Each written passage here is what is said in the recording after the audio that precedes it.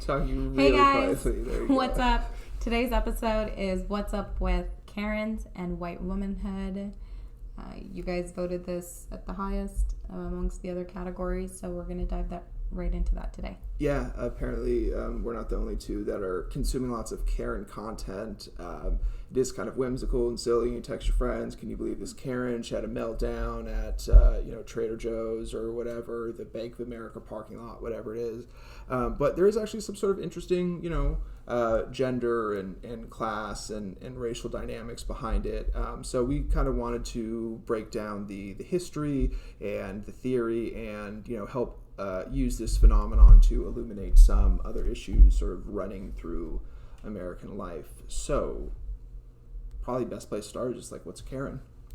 Karen's your neighborhood middle-aged white woman probably yelling or crying and playing the victim against black people or other marginalized communities and calling the cops.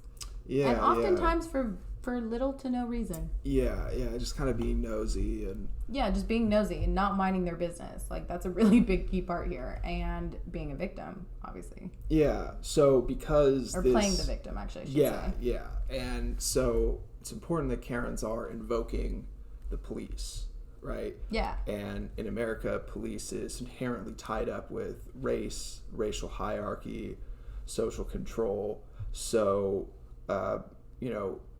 just as kind of a background for this, why don't you just give us the breakdown on, the sort of systems of racial hierarchy we've had, how it exists today, and how that is part of a larger system of social control.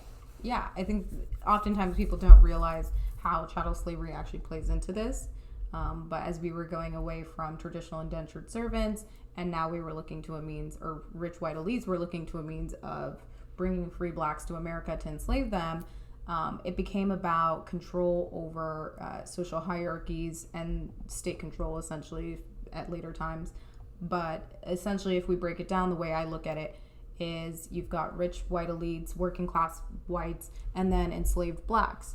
And as long as you kept them from talking to one another and you kept this social hierarchy in place, working class whites or poor whites and enslaved blacks could never come together to realize that they were actually being exploited as part of the entire system. Right. You subdivide the exploited classes as many ways as possible so they're isolated from one another and there's no sort of shared sense of solidarity. And that's an important reason why the chattel slavery system was created, because it wasn't created until like 100 years after people started coming to North America in the first place. Right. And so one key example I think I want people to keep in this episode, throughout this entire episode, is if Cody always has 5 apples and I always have 1 apple, well, now the competition is between us. You making sure you have your 5 apples and you continue to keep your 5 apples, and me always fighting to get more than 1 apple. Yeah, right. And so I'm not as frustrated that someone has 60 apples. Right. And we don't see that and we don't know that yet. Right. We're just focused on how many apples we each have. It's the sort of wages of whiteness idea that Dr. King talks about, and that's really probably the best expression of it. So, okay, we have that. Let's set that aside for a second. Yes. Now, getting back to Karens in particular. Karens are white women, and that's really a definitional part of Karens.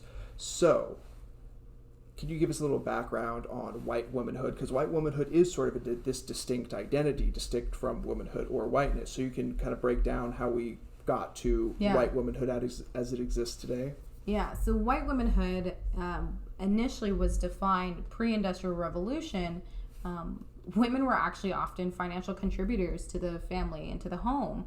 The economy revolved around the home. The plantation was at the home. Textiles were built in the home. And so they actually had jobs, unlike the narrative of women not working, right?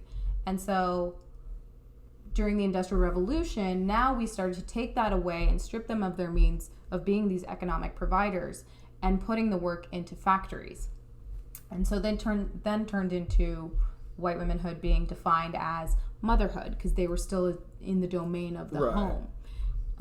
We can't talk about white womanhood without talking about the contrast of other races. So if we look at black womanhood, for example, that was very different. Black womanhood was actually, if you look at it black women against black men, there were no gender hierarchies. Right, because slavery flattened it because they all did the same. They all did the same stuff, right? The black women had to work the field the same way as the black men did. Yes, and oftentimes they were actually entirely all the time, they were held to the same standards of producing at the same rate as black men on the field, but often actually took less means to maintain because they ate less, or they needed less water. Just some examples to show why they were often preferred over black men as the preferred labor. Right. So just to be clear, white womanhood does become a separate thing from black womanhood. Right. Because of that dynamic. And they also play the role still of being a mother and continuing to rebirth. Right. Because that's essential for slave owners to continue the production of their labor. And I don't agree in talking about people like this, but I'm giving you the context from their perspectives at the time. Okay, so slavery ends, like we talked about. We need a new system of social control, and that very much involves the state running black men in particular, running their lives rather than plantation owners. So in the 1860s, slavery is abolished, and this sort of original system of social control needs to be replaced. What happens then? Yes. So at this point, you don't have the same formality that you had where working class whites were essentially looked at as a higher status or freed and have their civil rights. And enslaved blacks aren't enslaved anymore. And so now that's transitioned into an informal process of rank and file in the social hierarchy.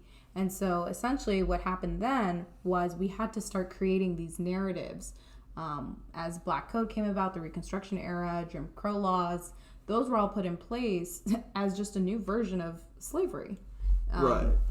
It wasn't elite, like we didn't say it's slavery, but essentially that's what it was. Right, it was no longer legally sanctified, it was de facto. Correct. And so we had to come up with new creative ways, not we, but the system came up with new creative ways and narratives to continue keeping these social rankings, again, so that I don't notice you have 5 apples and I have 1 apple, but someone else has 35. Right. And so what it turned into is white women were considered these weak non-working women who needed to be protected by or protected for, and white men were defined as people who had to protect their wives, and that's where their value and white manhood came from. Whereas black men were painted as these sexual deviants, and fear-mongering was used in order to continue keeping these people from fraternizing. So we don't realize that you have 5 apples and I have 1 because we're constantly afraid of each other. Yeah, and I think it's important to note that the system that replaces chattel slavery emphasizes state control over black people, right? I mean, a big part of the black codes are, right, the state picks somebody up for, vagrancy or whatever, and then, leases them out to basically a slave owner. Yeah. So to justify that system of state control over black people, these sort of narratives of black deviancy and criminality, particularly the sexual deviancy of black men, are propagated, which justifies it to white men who, for the reasons you talked about, are psychologically sort of primed to hear those. Yeah, and so rape was often the accusation that was made against black men, that white women were constantly just being raped by black men. Of course, this was an accusation. It wasn't like a phenomenon that was constantly happening, right? It was a story and a narrative built in order to enforce this idea that we can unleash the police on these black men and continue to put them back into the system. Right. So that sort of black deviancy myth is the popular justification for this system of control. And that's kind of an important part of the Karen phenomenon. Oh, it's right? Absolutely important. Yeah. So that's really when the evolution of Karen started to happen, is when we created this narrative. But it turned into lynchings. And so you had Karens calling their husbands, Karen calling cops, back then police enforcement were actually involved in facilitating lynchings. Oftentimes, yeah. And there, again, the majority of the reasons was rape as the accusation. And what you saw was that happened so much that it became internalized, and that they got conditioned to relying on the cops as we moved into mass incarceration as well.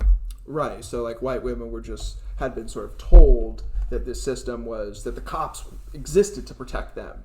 Right. Yes. And so they're just sort of playing their part like it had been written for them. Right. They were just absolutely doing Hamlet's monologue or something like that. Right. Yeah. And so I think it's important to note that this has just continuously evolved from mass incarceration. Now we're moving into today where white women are just calling the cops as a form of performing their whiteness again. Right. It creates this opportunity for them to revalidate that they are higher in the social hierarchy. Again, it's instituting that cops will protect white people, but it will not protect black people. And so what you often saw in the case of rape, especially at the time when these lynchings were taking place, rape only accounted for when it was against a white woman.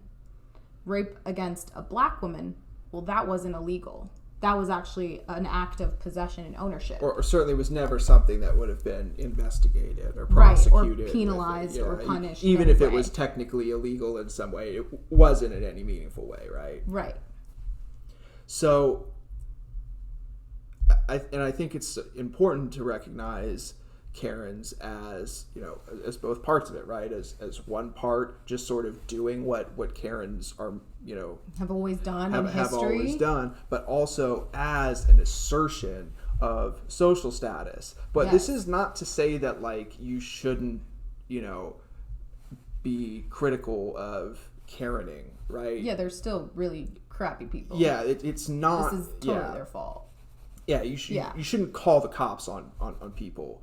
But so it's important to condemn those Karen moments because they are bad and they are dangerous. But it is also it's good to look at those bigger systems at play. Yeah, right? It's interesting because when you look at it at a bigger level, I think what's interesting here is that again, if you look at it in context to rich white elites, poor white people felt like, well, I have the same protection. I may not be rich as that person. I may not have you may not feel like you have the 35 apples. But because you have white privilege, you have this ability to just use the cops at your beck and call and feel like, well, I may not be rich, but I still have the protection of a rich white person. And so you feel this same sense of validation as them. When in actuality, right, even if you might have more in common with the poor black person, right, because you're both being exploited. Right, you're both being exploited. And again, it's the idea of someone else has 35 apples, but as long as we're fighting between your 5 and my 1, well, then we'll never come together to realize that it's really about the person who has the 35. Yeah. So I think that's Karens. Yeah, social hierarchy. Yeah, like. They still suck. Yeah, they do suck. But again, it's good to always think not about individual conduct. It's important to think about systems, right? Yeah. And political economy and power dynamics are at the bottom of so much of this stuff, when you start peeling away the layers. So, it's funny. If we look at it today, that's just one manifestation of this. But if we look at black women and the wage gap, right, remember that duality we talked about, how black women are still playing the role of producing at the same rate as black men, but still held accountable as the mothers and nurturers? Well, look at black women. They're 3 times more likely to be in management, but they're paid significantly less than a black man or a white man. They're paid 67 cents to the dollar. And so that is another form of that, right? It's this system that we're being confronted with. Yeah. So, continue laughing at the Karen videos. Yes. I know the Schadenfreude when the police show up and laugh at them is funny. But again, think about what's actually behind stuff, what's actually happened here, not just on the surface or the individual conduct. That's always important, particularly with Karens. So that's it for this week. Next week, we're going to be talking about what's up with something else. It's a surprise. So check it out. Thanks, guys. Peace.